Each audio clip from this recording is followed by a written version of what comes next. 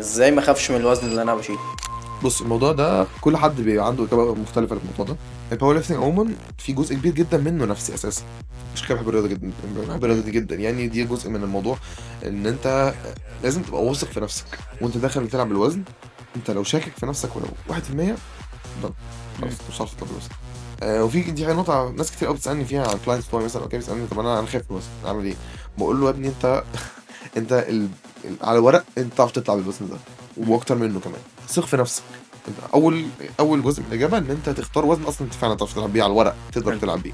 بلس بقى ان انت تبقى داخل انت واثق في نفسك، مم. داخل مودك معقوله، مش متضايق. لو متضايق مثلا هو طبعا زي ما قلت لك كل حد مختلف بقى، شخصيته مختلفه يعني. بس ان انت تبقى في مود التمرين، ان انت تبقى اكل كويس، نايم كويس، في... واثق في نفسك انك تعرف تلعب بالوزن ده. كل الحاجات دي بتفرق تفرق فرق السماء من الارض.